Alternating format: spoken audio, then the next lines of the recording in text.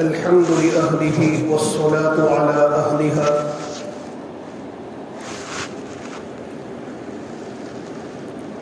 أما بعد فأعوذ بالله من الشيطان الرجيم بسم الله الرحمن الرحيم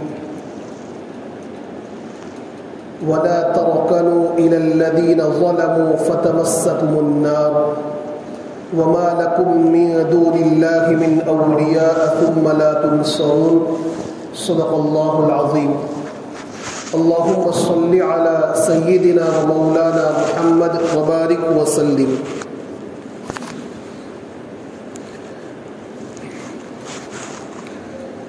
دیکھیے سنت رسول صلی اللہ تعالی علیہ وسلم کے عنوان سے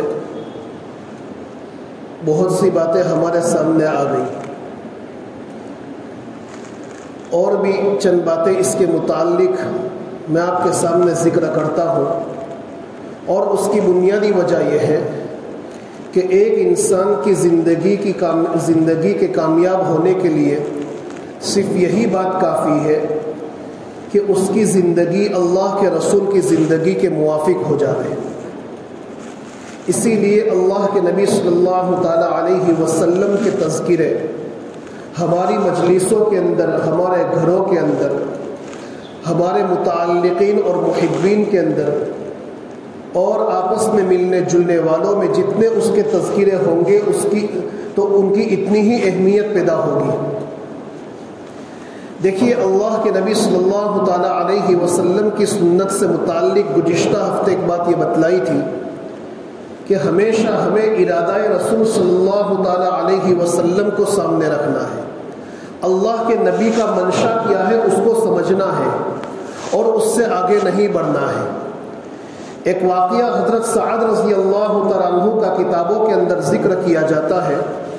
فرماتے ہیں کہ وہ اللہ کے نبی صلی اللہ تعالی علیہ وسلم کی بارگاہ میں تشریف لائے اور عرض کرنے لگے کہ یا رسول اللہ، جو ہے میں چہرے کے اعتبار سے انتہائی کالا کلوٹا ہوں، لوگ مجھ سے نفرت کرتے ہیں، اور جتنے لوگ آپ کی مجلس میں آتے ہیں اور جتنے لوگ آپ کے پاس نہیں آتے، ان تمام لوگوں کے قبیلے میں، ان تمام لوگوں کے گھروں میں جو ہے میں نے اپنے نکاح کا پیغام دیا، لیکن میری بدسلوکی کی بنیاد پر، میرے کالے پن کی بنیاد پر کسی نے میرا رشتہ نکاح قبول نہیں کیا، نکاح کا پیغام قبول نہیں کیا. تو کیا میرا یہ کالا پن، یہ چہرے کا کالا ہونا مجھ کو جنت میں جانے سے بھی روک سکتا ہے؟ اللہ کے نبی نے فرمایا نہیں، اگر تم اللہ اور اس کے رسول صلی اللہ تعالی علیہ وسلم پر ایمان رکھتے ہو، ان کی باتوں پر عمل کرتے ہو، ان کو اپنے سینے سے لگاتے ہو، تو اللہ تبارک و تعالی جنت میں جو ہے تمہیں اعلیٰ مقام عطا کرے گا. پھر اس کے بعد فرمایا کہ جاؤ میرے فلاں صحابی کے یہاں اور ان سے جا کر یہ کہہ دو کہ تمہاری بیٹی سے اللہ کے نبی نے میرا نکاح کر دیا ہے. اور وہ بڑی انتہائی خوبصورت لڑکی تھی اس شہر کی. یہ صحابی یہ جو ہے حضرت سعد رضی اللہ تعالیٰ عنہ، سعد اسود رضی اللہ تعالیٰ عنہ، ان کے یہاں نکاح کا پیغام لے کر گئے. ان کے والد نے جو ہے منع کر دیا کہ مجھے یہ رشتہ منظور نہیں ہے. یہ ساری باتیں وہ عورت گھر کے اندر سے سن رہی تھی، وہ بیٹی گھر کے اندر سے سن رہی تھی. تو وہ کہنے لگی کہ ابو جان، وہ نکاح کا پیغام ان صحابی کی طرف سے، حضرت سعد کی طرف سے نہیں تھا، بلکہ اللہ کے نبی کی طرف سے تھا، اور جو پیغام اللہ کے نبی کی طرف سے ہو تو وہ مجھے منظور ہے. آپ جائیے اس صحابی کو پکڑیے، کہیں ایسا نہ ہو کہ وہ اللہ کے نبی کے دربار میں پہنچے اس سے پہلے آپ کے خلاف کوئی آیت کریمہ نازل نہ ہو جائے. وہ فوراً جو ہے اس صحابی کے پیچھے بھاگے، اللہ کے نبی کی خدمت میں پہنچے. اللہ کے نبی صلی اللہ تعالی علیہ وسلم نے یہ فرمایا کہ تم نے میرا بھیجا ہوا آدمی واپس کر دیا تھا. تو انہیں شرمندگی کا احساس ہوا. اس عورت نے قرآن کریم کی ایک آیت کریمہ پڑھی تھی کہ وَمَا كَانَ لِمُؤْمِنٍ وَلَا مُؤْمِنَةٍ إِذَا قَضَى اللَّهُ وَرَسُولُهُ أَمْرًا أَن يَكُونَ لَهُمُ الْخِيَرَةُ مِنْ أَمْرِهِمْ، کہ اللہ اور اس کے رسول جب کسی معاملے کے اندر کوئی فیصلہ کر دے تو نہ کسی مومن مرد کے لیے نہ کسی مومن عورت کے لیے یہ اختیار ہے کہ اس کو بدل دے رہے، اس میں تبدیلی کرے، اس کو جو ہے ریجیکٹ کر دے رہے، کسی کو اختیار نہیں۔ اس عورت نے یہ آیت کریمہ پڑھی تھی، ان کو شرمندگی ہوئی، خیر انہوں نے کہہ دیا کہ یہ رشتہ جو ہے منظور ہے، میری بیٹی سے ان کا نکاح ہو جائے گا۔ ان کی بیٹی سے رشتہ کر دیا گیا، نکاح ہو گیا۔ پھر اس کے بعد وہ ان کے پاس جو کچھ پیسے تھے تو ان پیسوں سے جو ہے بازار میں نکلے تاکہ اپنی بیوی کے لیے کچھ سامان خریدے۔ ابھی بازار ہی میں پہنچے تھے کہ یہ اعلان ہوا کہ اللہ کے راستے میں جو ہے جہاد کے لیے نکلنا ہے، دشمنوں سے مقابلے کے لیے نکلنا ہے۔ تو جو پیسے انہوں نے شادی کے لیے جمع کیے تھے، اپنی بیوی کو کچھ دینے کے واسطے جمع کیے تھے، تو ان پیسوں سے جو ہے سامان جنگ خریدا اور پھر وہ میدان جہاد میں چلے گئے اور دشمنوں کے خلاف لڑتے لڑتے شہید ہو گئے۔ اللہ کے نبی صلی اللہ تعالیٰ علیہ وسلم کو جب اس بات کا علم ہوا، اللہ کے نبی علیہ الصلوۃ والسلام نے فرمایا کہ ان کی جو چیزیں ہیں، تلوار ہے یا جو سامان جہاد انہوں نے اپنے پیسوں سے خریدا ہے، وہ ان کے گھر والوں کے پاس بھیجوا دو اور ان سے کہہ دو کہ تمہاری بیٹی سے بھی زیادہ خوبصورت عورتوں سے جنت میں اللہ نے ان کا نکاح کرا دیا ہے۔ اصل یہاں بات یہ دیکھنی ہے کہ اس عورت کا ایمان کتنا مضبوط تھا اور انہیں اللہ کے نبی کی باتوں پر کتنا یقین تھا کہ اس کی زبان سے فوراً آیت کریمہ نکلی کہ اللہ اور اس کے رسول جب کوئی پیغام دے دے تو پھر حالات کیسے بھی ہو ساری چیزوں کو بالائے طاق رکھ دیجئے اور اللہ اور اس کے رسول کے پیغام پر پہلے عمل کیجئے۔ ملت پہلے ہے، دین پہلے ہے، پھر ہماری ساری چیزیں بعد میں ہیں۔ پہلے اللہ اور اس کے رسول کا پیغام، ہمارے تعلقات بھی بعد میں ہیں، ہماری دوستی بعد میں ہے، ہمارا فیوچر کیسے بنے گا وہ ساری چیزیں بعد میں ہیں۔ سب سے پہلے ہم کیا دیکھیں گے؟ اللہ اور اس کے رسول کا پیغام، دین کو دیکھیں گے۔ اب اسی واقعے کو مد نظر رکھتے ہوئے میں چند باتیں آپ کے سامنے جو ہے ذکر کرتا ہوں، وقت بہت مختصر ہے۔ پہلی بات تو یہ ہے کہ عام طور پر غیر مسلموں کے تہوار وقتاً فوقتاً آتے رہتے ہیں، تو ایسے موقع پر ہمارے بہت سے نوجوان اپنے کلاس میں پڑھنے والے ساتھی کو یا اپنے آفس میں کام کرنے والے ساتھی کو جو ہے دیوالی کی مبارکبادی دیتے ہیں، دوسرے ان کے تہواروں کی مبارکبادی دیتے ہیں۔ ہماری شریعت کے اندر ان کے مذہبی تہواروں کی مبارکبادی دینا صراحتاً حرام ہے، ناجائز ہے، اس لیے کہ ان کے مذہب کی تہواروں کی مبارکبادی دینا گویا ان کی مذہبی رسومات پر جو کفر اور شرک پر مبنی ہے ان پر رضامندی اختیار کرنا ہے۔ اسی لیے علامہ ابن قیم رحمۃ اللہ تعالی علیہ نے واضح طور پر اس کو حرام لکھا ہے۔ اب یہاں ہمارے سامنے دو باتیں آ گئی کہ ایک طرف دوستی کا معاملہ ہے، پرانے ساتھی کا معاملہ ہے، یا ہماری آفس کے اندر جو ہے کام کرنے والے افراد کا معاملہ ہے۔ اب ان کے ساتھ تعلقات ہے، وہ عید کے موقع پر ہمیں مبارکبادی دیتے ہیں، اب اگر مبارکبادی نہیں دیں گے تو وہ ہمارے ساتھ بات چیت نہیں کریں گے، انہیں برا لگ جائے گا۔ اس پر عمل کرو یا پھر اللہ اور اس کے رسول کے پیغام پر عمل کرو، یہ دو باتیں۔ تو جہاں یہ دو باتیں سامنے آ جاوے تو فوراً ہم اللہ اور اس کے رسول صلی اللہ تعالی علیہ وسلم کے پیغام کو مد نظر رکھیں۔ یہ ہمارے ایمان کا تقاضا ہے اور ہمارے دین کا، ہمارے قرآن کا تقاضا ہے، بلکہ محبت رسول کا تقاضا یہ ہے کہ جو ہے ایمانی غیرت کے آگے اور ایمان کے تقاضے کے آگے ساری چیزوں کو چھوڑ دیں۔ اگر مبارکبادی نہ دینے کی بنیاد پر ہماری جاب چلی جاتی ہے تو ایسی جاب کو چھوڑ دے، لیکن اللہ اور اس کے رسول کے تقاضوں کو ہم نہیں چھوڑ سکتے۔ یہ ہمارا ایمان ہونا چاہیے،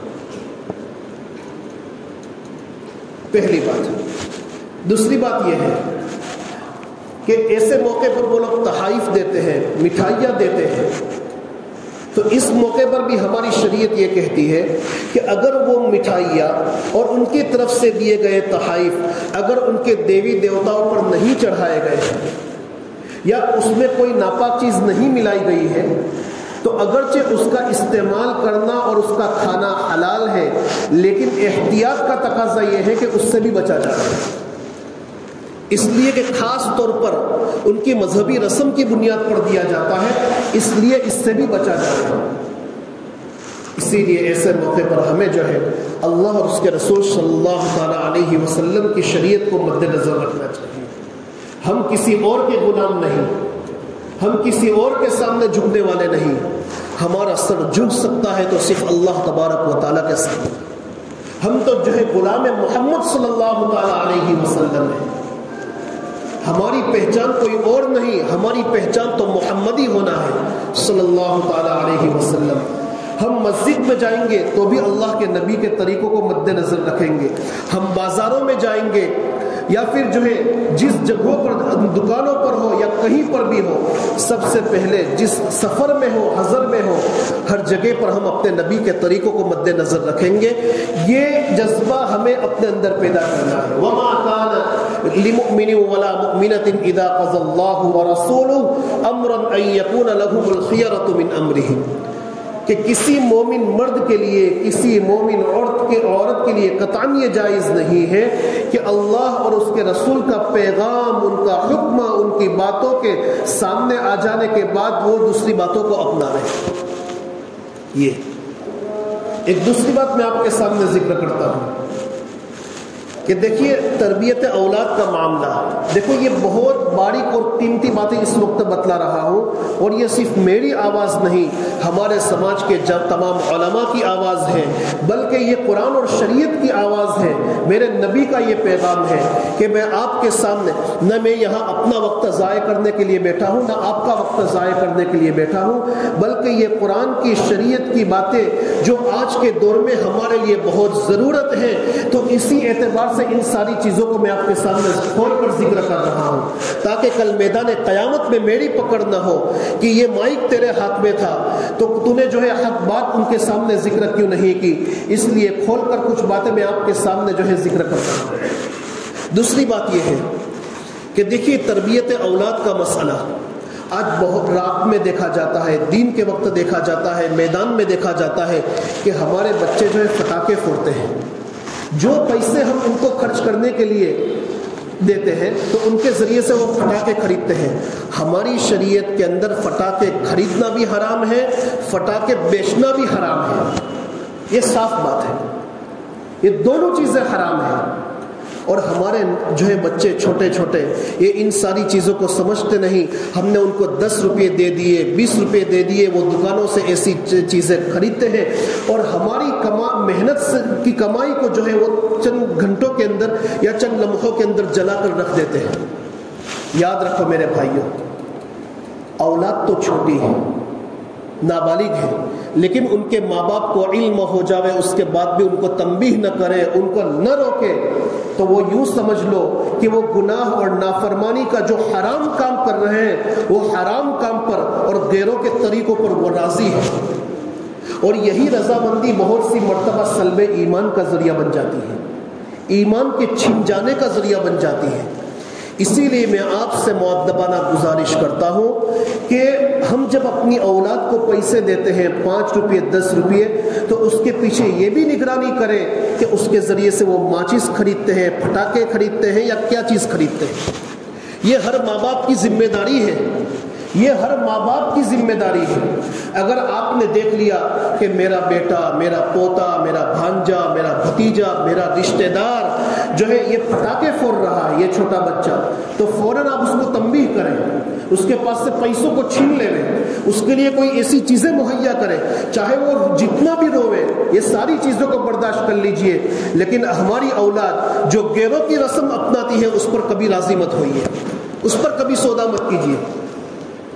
آپ تھوڑا یہ سوچئے کہ اگر ہماری اولاد ہاتھ میں انگارہ پکڑنے کے لیے ضد کر رہی ہو، اور وہ جتنا بھی رو رہی ہو، یا کسی جگہ پر سانپ ہے اس کو پکڑنے کے لیے ضد کر رہی ہو جس سے اس کی جان کو خطرہ ہے، اور وہ بہت ضد کر رہی ہو، وہ رو رو کر مرنے کے قریب ہو جائے گا، ہم اس کے قریب اس کو نہیں جانے دیں گے۔ میرے بھائیوں، ان چیزوں سے ہماری اولاد جن کی دل بالکل صاف ہے، اور یہ ہمارے چھوٹے چھوٹے معصوم بچے صبح اور شام قرآن مجید کو اٹھاتے ہیں، قرآن مجید اٹھا کر پڑھنے کے لیے جاتے ہیں، جن ہاتھوں سے مقدس کلام اٹھاتے ہیں انہی ہاتھوں سے وہ پٹاخے پھوڑتے ہیں۔ ایک ایمان والے کا جو ہے ضمیر کیسے گوارا کر سکتا ہے؟ اسی لیے میں آپ سے ہاتھ جوڑ کر جو ہے گزارش کرتا ہوں کہ ہم جب ان کو پیسے دیویں تو اس بات کی پوری نگرانی کریں کہ ہماری اولاد اس سے کیا کریں گے۔ اللہ تعالیٰ عمل کی توفیق عطا فرمائے۔ کئی بچوں کو میں نے روکا ہے، بہت سے بچوں نے مجھے آ کر یہ کہا کہ انہوں نے توبہ کی، چھوٹے چھوٹے بچے وہ مجھ سے آ کے کہہ رہے ہیں کہ استاد ہم نے اس سے توبہ کی۔ دیکھو ان بچوں کے اندر خیر ہے، ماننے کا جذبہ ہے، تبھی تو یہ بچے اپنی معصوم زبان سے یہ کہہ رہے ہیں کہ ہم نے توبہ کی۔ کئی بچوں نے جو ہے 2 رکعت صلاۃ الحاجت پڑھی۔ ہمارے ان بچوں کے اندر خیر ہے، آج ان بچوں کو ہم نہیں روکیں گے تو یاد رکھ لو کل یہ ہمارے ہاتھوں سے بھی چلے جائیں گے۔ ہم یہ چاہتے ہیں کہ ہماری اس سماج کے اندر بلکہ ہمارے مسلمانوں کے اندر ہماری نسلوں کے اندر ایمان باقی رہے، لوگ سنت اور شریعت پر باقی رہے۔ تو یہ آج کے جو چھوٹے چھوٹے معصوم بچے جو صبح اٹھتے ہی سب سے پہلے قرآن لے کر بیٹھ جاتے ہیں، مدرسے میں قرآن لے کر آتے ہیں، ان کی اچھی تربیت کیجیے۔ ان بچوں کے اندر اللہ نے ماننے کا جذبہ رکھا ہے، ان بچوں کے اندر خیر رکھی ہے۔ آج یہ بچے مسجدوں میں آتے ہیں، استاذ کی باتوں کو مانتے ہیں، استاذ کے پاس یہ بچہ 1.5 سے 2 گھنٹے رہتا ہے، باقی کا وقت ماں باپ کے پاس رہتا ہے۔ وہ موبائل میں کیا کر رہا ہے وہ ہر وقت آپ اس کی پوری نگرانی کیجیے، ورنہ آج اس کو آزاد چھوڑ دیا، ہم نے اس کی کوئی دیکھ ریکھ نہیں کی تو یاد رکھ لینا کل یہی ہمارے لیے وبال جان بنیں گے۔ تربیت جب خراب ہوگی تو بڑے ہونے کے بعد وہ نمازیں چھوڑیں گے، سنت رسول کے جنازے نکالیں گے، ناجائز کام کریں گے، پھر آپ کہیں گے کہ بیٹا اس کو چھوڑ دو، وہ آپ کے سامنے آنکھ دکھائیں گے۔ اور ایسی مثالیں آپ دیکھو گے سماج کے اندر، مسلم معاشروں کے اندر۔ اس لیے یہ چاہتے ہو کہ ہماری یہ آنکھیں جب بند ہو جاوے، ہم قبر میں چلے جاوے تو روزانہ ہمیں سبحان اللہ الحمدللہ کی تسبیحات پہنچتی رہے، تو یہ بچے آج ہمارے جو معصوم ہیں، جو صبح اٹھ کر قرآن اٹھاتے ہیں، آپ ان کی اچھی تربیت کیجیے، یہ بہت ضروری ہے۔ اس کے علاوہ ایک اور بات ہے کہ دیکھو یہ وما کان لمؤمن ولا مؤمنۃ اذا قضى اللہ، یہ آیت کریمہ سامنے آئی تو یہ بعد دیگر بہت سی باتیں سامنے آ رہی ہے، لیکن وقت مختصر ہے۔ ہماری نوجوان لڑکیاں اور لڑکے غیر مسلم اسکولوں کے اندر پڑھنے جاتے ہیں۔ پہلے تو میرا مشورہ یہ ہے کہ ہمارے پاس جب مسلم اسکولز موجود ہیں تو قطعاً ہم ان کو وہاں نہ بھیجیں۔ کس امید پر ہم وہاں بھیجتے ہیں کہ وہ ان کو کیا سکھائیں گے، کس امید پر ہم ان کے حوالے کرتے ہیں ہماری اولاد کو؟ اور آپ دیکھ لیجئے کہ ہماری نوجوان لڑکیاں، ایسا سننے میں آ رہا ہے اور جب پوچھا گیا تو یہ بات حقیقت ہے کہ نوجوان لڑکیاں جو بالغ ہو چکی ہے، جن کے بھی شادیاں نہیں ہوئی، کوئی 10ویں میں ہے، کوئی 11ویں میں ہے، اسکولوں میں جا رہی ہے، یہاں سے تو برقع پہن کر جاتی ہے، لیکن وہاں جانے کے بعد قانون یہ ہے کہ برقع نکال دو، ایکٹیوا کی ڈکی میں رکھ دو، اور جب درسگاہ میں غیر مسلم ٹیچر کے سامنے، مرد کے سامنے بیٹھنا ہوگا تو سر پر 2 پٹا بھی نہیں ہوگا، 2 پٹا کاندھوں پر ہوگا۔ میرے بھائیوں، یہ حرام کام کر کے، یہ ناجائز ہے، حرام ہے۔ مولانا سجاد صاحب نعمانی کا وہ بیان آپ نے سنا ہوگا، ایسی تعلیم سے اپنی عورتوں کو جاہل رکھنا بہتر ہے، ایسی تعلیم سے اپنی عورتوں کو جاہل رکھنا بہتر ہے۔ اس کو قرآن سکھا دیجئے، نماز صحیح پڑھنا سکھا دیجئے، بات ختم ہو گئی۔ اولاد کو تقوی سکھایا ہے تو یاد رکھ لینا، اللہ تعالیٰ فرماتے ہیں واللہ ولی المتقین، اللہ نیک لوگوں کا والی ہے۔ جس کا والی اللہ ہو گیا، زندگی بھر ہماری اولاد بھوکی نہیں رہ سکتی، چاہے آپ نے اس کو کچھ نہ سکھایا، لیکن حرام کام کر کے آپ نے اس کو جتنا بھی ایجوکیشن دلا دیا، یاد رکھ لینا یہی چیز کل آپ کے لیے وبال جان بنے گی۔ اسی لیے اسی اسکولوں کے اندر بھیجیے کہ جو مسلم اسکول ہو۔ میں یہ نہیں کہتا کہ ہمارے ہندوستان کی بہت سی مسلم اسکولیں بھی لیکن مسلم اسکولوں کے اندر اگر کوئی خلاف شریعت چیز ہوتی ہے تو ہمیں وہاں کہنے کا رائٹ ہے، ہم کہہ سکتے ہیں کھول کر، لیکن یہاں کہ جہاں بالکل ان سے یہ کہہ دیا گیا ہو کہ یہ نوجوان لڑکیاں اپنے سر پر بھی 2 پٹا نہیں رکھ سکتی، میرے بھائیوں کس امید پر ہم اپنی اولاد کو، ہم اپنے لخت جگر کو ان کے حوالے کرتے ہیں؟ اسی لیے میں آپ سے پھر سے گزارش کرتا ہوں کہ اللہ نے ہمارے قریب کے اندر مسلم اسکولیں دی ہیں، اب ان سے فائدہ اٹھاویں۔ ہم جتنا اس کو اوپر لانے کی کوشش کریں گے اور ہم جتنا اس کو مضبوط بنانے کی کوشش کریں گے تو یقینی طور پر وہ مضبوط ہوگی۔ ہمارے علاقوں میں پورے ضلع کے اندر جہاں دیکھو الحمدللہ آئے دن مسلم اسکولیں ہو رہی ہیں اور مسلم اسکولوں سے لوگ فائدہ اٹھا رہے ہیں، لیکن غیر مسلم اسکولوں کے حوالے اپنی اولاد کو مت کیجیے۔ یہاں آپ کی اولاد کے سر پر دو پٹا رہے گا، یہاں آپ کی اولاد کا سر کے بال جو ہے ڈھکے ہوئے رہیں گے، ان کا چہرہ جب چھپا ہوا رہے گا، جو ہے یہ شیطان ہر ایک کے ساتھ لگا ہوا ہے۔ کوئی یہ کہے کہ میری اولاد کی میں نے اچھی تربیت کی ہے، نہیں۔ دیکھو رابعہ بصریہ اور جنید بغدادی اگر ایک کمرے کے اندر رہیں گے دین کے عنوان سے تو بھی شیطان ان کے دل میں جو ہے غلط بات ڈالے گا، اس کو منع کیا گیا۔ اور ایسی یہ شریعت میں کیسے حلال ہو سکتا ہے؟ تو جہاں ایجوکیشن کا معاملہ سامنے آوے تو اللہ اور اس کے رسول کے پیغام کو دیکھے کہ میرا اللہ اور میرے رسول کا پیغام یہ ہے کہ ایسی اس سے تو بہتر یہ ہے کہ ہوم اسکولنگ کے ذریعے سے ہم اس کو پڑھاویں، اس کو چھوڑ دیں۔ اور بھی بہت سی تفصیلی باتیں ہیں، اس کو انشاءاللہ دوسری مجلس میں ذکر کروں گا۔ اللہ تبارک و تعالی عمل کی توفیق عطا فرماوے۔ وآخر دعوانا ان الحمد للہ رب العالمین۔